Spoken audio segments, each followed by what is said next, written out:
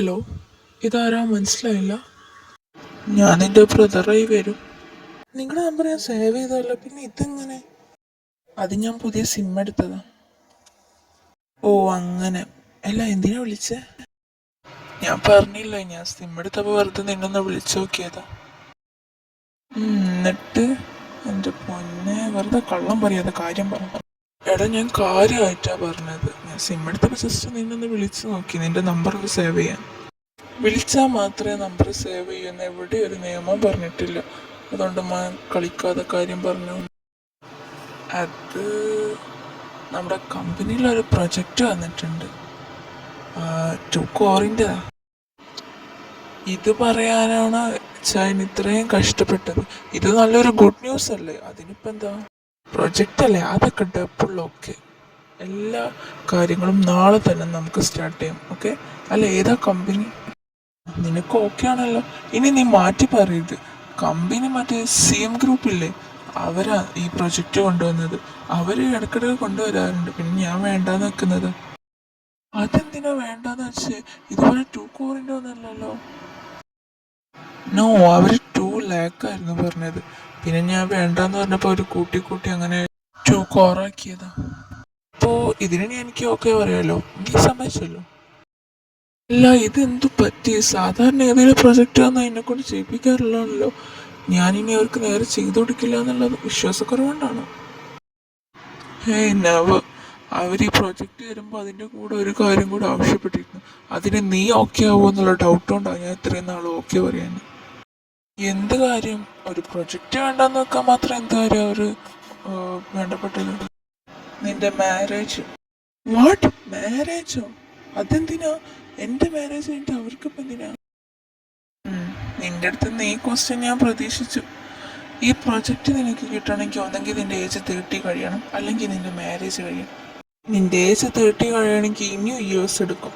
അപ്പോൾ ഒരേ ഒരു വഴിയുള്ളൂ, മാരേജ്. അതിന് നിനക്ക് ഓക്കെ ആണെങ്കിൽ ഈ പ്രൊജക്റ്റ് ഡബിൾ എനിക്ക് ഓക്കെ. ഇതെന്താ ഇങ്ങനെ? എൻ്റെ മാരേജ് കഴിഞ്ഞിട്ട് അവർക്കെന്താ?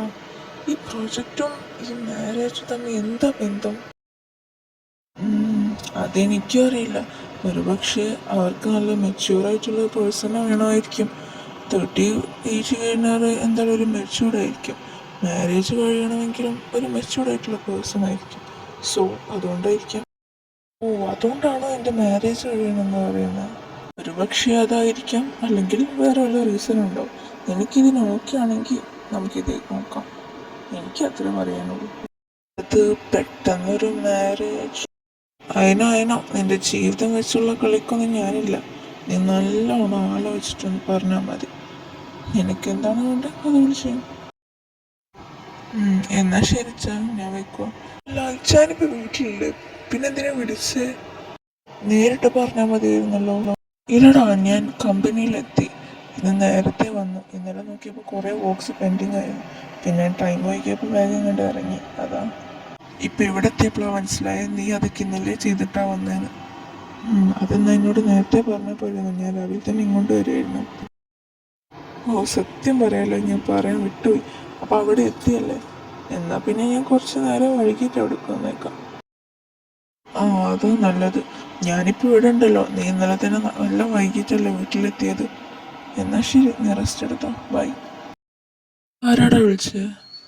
അത് സ്റ്റീഫണി ചാന. എന്തെങ്കിലും പ്രോബ്ലം ഉണ്ടോ? ഏയ്, എന്ത് പ്രോബ്ലം? ബിസിനസ്സിൻ്റെ ഓരോ കാര്യങ്ങൾ പറയാൻ വേണ്ടി വിളിച്ചതായിരുന്നു.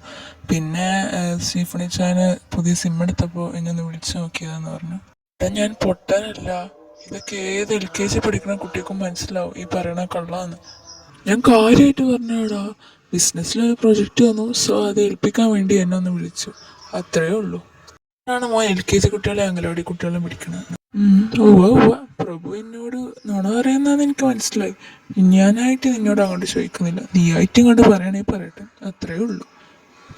എടാ ചിമ്മി, അത് കമ്പനിയിലൊരു പ്രൊജക്റ്റ് വന്നിട്ടുണ്ട്. ഇനിയും നീ അത് റിപ്പീറ്റ് ചെയ്യണം. എനിക്ക് ദേഷ്യം വരുന്നുണ്ട് കേട്ടോ. നീ കാര്യം പറയുന്നത് എനിക്ക് സ്ട്രെയിറ്റ് ആയിട്ട് പറ. എടാ, നീ ആദ്യം ഞാൻ പറയുന്നത് കേക്ക്. കമ്പനിയുടെ പ്രൊജക്റ്റ് വന്നു, അത് സത്യമാണ്. ബട്ട് അതിൻ്റെ കൂടെ ഒരു പ്രോബ്ലം കൂടി ഉണ്ട്. ആ പ്രോബ്ലം എന്താണെന്ന് ഞാൻ ഇത്രയും നേരം നിന്നോട് ചോദിച്ചുകൊണ്ടിരുന്നു. ഇനി പറ, കേൾക്കട്ടെ. നിന്നെ ഡള്ളാക്കാൻ മാത്രമുള്ള പ്രശ്നം എന്താണെന്ന് ഞാനൊന്ന് നോക്കട്ടെ.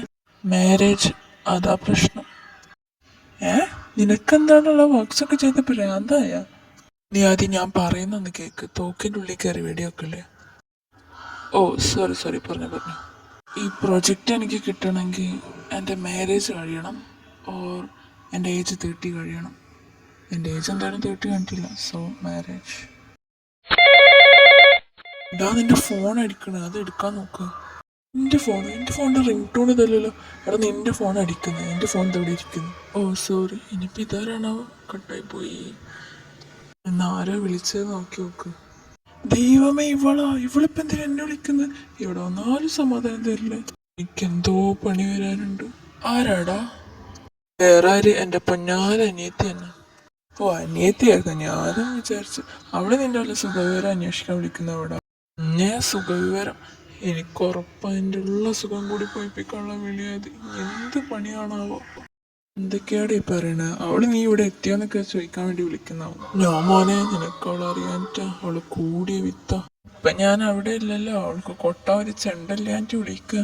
അവിടെ ആകുമ്പോ അവൾക്ക് എന്നെ കാർന്ന് തിന്നലോ പണി. അപ്പൊ അവൾക്ക് സ്റ്റീഫണിച്ചാനെ പേടിയാണോ? നിന്നെ പേടിയില്ലാത്ത? അവൾക്ക് എന്നെയും സ്റ്റീഫണിച്ചാന് ആരെയും പേടിയില്ല. രണ്ടാളെയും ഒരുപോലെ. സ്റ്റീഫണിച്ചാനെ കിട്ടിയില്ലെങ്കിൽ പിന്നെ എൻ്റെ മെക്കെട്ട് കയറിക്കോളും. മിക്കവാറും ഇച്ചായൻ ഇന്ന് ഓഫീസിൽ പോയി കാണും. ഇന്ന് സൺഡേ അല്ലേ, അവൾക്ക് ക്ലാസ് ഇല്ലല്ലോ. അപ്പം എൻ്റെ മെക്കെട്ട് കയറാൻ വേണ്ടി വിളിക്കുന്നത്. ഞാനിപ്പോൾ അവിടെ ഇല്ലല്ലോ. എന്തായാലും എടുത്തു നോക്ക്, വല്ല ഇമ്പോർട്ടൻ്റ് കാര്യമാണെങ്കിലോ. ടീനമോളെ, എന്തൊക്കെയുണ്ട് ഒരു വിശേഷം? സുഖമല്ലേ? എനിക്കിവിടെ പരമസുഖം. എന്നാ എൻ്റെ സുഖം കെടുത്താൻ എന്തിനാ വിളിച്ചാൽ തമ്പുരാട്ടി പറഞ്ഞു. നിന്റെ ഒരു ഹെൽപ്പ് വേണം. അതെനിക്ക് മനസ്സിലായി. അല്ലാതെ നീ എന്നെ വെറുതെ വിളിക്കില്ലല്ലോ. കാര്യം പറഞ്ഞോട്ടെ. എനിക്കൊരു ടിക്കറ്റ് വേണം. എനിക്ക് ഏത് തിയേറ്ററിന്റെ ടിക്കറ്റ് വേണമെങ്കിലും ഞാൻ ഒപ്പിച്ചു തരാം. എനിക്കിട്ട് പണിയാതിരുന്നാൽ മതി. തിയേറ്ററിലെ ടിക്കറ്റോ? എനിക്ക് തിയേറ്ററിൽ ടിക്കറ്റ് അല്ലല്ലോ വേണ്ട. ഞാൻ പറഞ്ഞു നിന്നോട് അങ്ങനെ. ഇതില്ല, പിന്നെ മോൾക്ക് ഏത് ടിക്കറ്റാണോ വേണ്ടത്? അത് ഫ്ലൈറ്റ് ടിക്കറ്റ്. ഓ ഫ്ലൈറ്റ് ടിക്കറ്റ്. അത് ഫ്ലൈറ്റ് ടിക്കറ്റാ? ടിക്കറ്റ് എന്തിനാ നിനക്ക്? സാധാരണ ഞങ്ങളുടെ നാട്ടിലൊക്കെ ആളുകൾ യൂസ് ചെയ്യാറ് ഫ്ലൈറ്റ് ടിക്കറ്റ് ഫ്ലൈറ്റിൽ കയറാനാണ്. ഇനി നിന്റെ നാട്ടിൽ എങ്ങനെയാ? അതിപ്പോ എനിക്ക് നീ പറഞ്ഞിട്ട് ആവശ്യമൊന്നുമില്ല. നീ ഇപ്പോൾ ഫ്ലൈറ്റിൽ കയറി അവിടെ പോകാനാ നിനക്കതെന്നാ ഞാൻ ചോദിച്ചത്. ചിമ്മി, എനിക്ക് ഇവിടെ ഇരുന്ന് ബോറടിക്കുന്നടാ. എനിക്ക് അങ്ങോട്ട് വരാനാടാ. നീ എന്താടാ ഇങ്ങനെ ഒരുമാതിരി സ്നേഹമില്ലാത്ത ആൾക്കാരെ? പ്ലീസ് ഒന്നും പിച്ചാടാ. എന്ത് വേണേലും ചെയ്തുതരാം, പ്ലീസ്. ഇങ്ങോട്ട് വരാനോ? നിനക്ക് അവിടെ ഇരുന്ന് ബോറടിക്കണം പറഞ്ഞ് കെട്ടും കിടക്കെടുത്ത് ഇങ്ങോട്ട് വരാൻ ആര് പറഞ്ഞു? എടാ, ഈ നാട് കണ്ട് കണ്ട് മടുത്തടാ. കേരളത്തിൻ്റെ പുറത്തോട്ട് ഞാൻ 3 വട്ടം 4 വട്ടത്തെ പോയിട്ടേ ഉള്ളൂ. എന്താടാ നീ ഇങ്ങനെ? ഒന്നും പിച്ചാടാ. നീ എന്തേ പറയണേ? ഫ്ലൈറ്റ് നിനക്ക് കളിക്കാനുള്ള സ്ഥലമാണെന്ന് വിചാരം? നീ പറയണേട്ടത്തൊന്നും നീ മാത്രമേ ഇന്ന് വരെ ഫ്ലൈറ്റിൽ കയറിയിട്ടുള്ളൂ. നിന്ന് പോടാ. ഞാനും കയറിയിട്ടുണ്ട് കേട്ടോ ഫ്ലൈറ്റിൽ. അത് കുരിയാച്ചൻ്റെ കൂടെ അല്ലേ? പിന്നെ ആരെ കൂടെയാണ് നമ്മൾ കരുതിയത്? ഇപ്പൊ നീ ഇച്ചാൻ്റെ കൂടെയാണോ വരുന്നത്? അതിന് ഇച്ചാൻ വരുന്നുണ്ട് നിന്നോട് തന്നെ പറഞ്ഞേ. അതെന്നോട് ആരും പറയേണ്ട ആവശ്യമൊന്നുമില്ല. നീ പോയ ചായം വരുമെന്ന് എനിക്കറിയാം. എടി, അതെന്തെങ്കിലും മീറ്റിംഗ് ഉണ്ടാവുമ്പോ. ഇപ്പൊ മീറ്റിംഗ് ഒന്നും ഫിക്സ് ചെയ്തിട്ടില്ല. പിന്നെ ഞാനെന്തിനാ ഇങ്ങോട്ട് വന്ന്? അതാരാ? ഡി ടീന, സത്യം പറഞ്ഞോ? നീ ആ റൂമിൽ ഇങ്ങനെ അടയിരുന്നു. ഞങ്ങൾ താഴെ ഉണ്ടടാ, ഇറങ്ങി വാടാ. താഴെ? ഏത് താഴെ? നീ ഇങ്ങ് ഇറങ്ങി വാ, ഞങ്ങളിതാ താഴെ ഉണ്ട്. ഞാൻ ഇവിടെ ജോർജ് ചാനോടും ജീന ആൻറ്റിയോടൊക്കെ സംസാരിച്ചേക്കാം. നീ വേഗം വാ. What? Hello Tina, Tina, hello. ഓ കട്ട് ചെയ്തോ? എന്താടാ? നീ വന്നേ, പോവാം. എവിടേക്ക് പോവാ? നീ ചെന്തേ പറയണേ? കാണുമ്പോഴവിടുത്തെ പ്രശ്നിച്ച് കണ്ട് വന്നാണ്. ആടാ, ഞാൻ എന്താ വരുന്നു.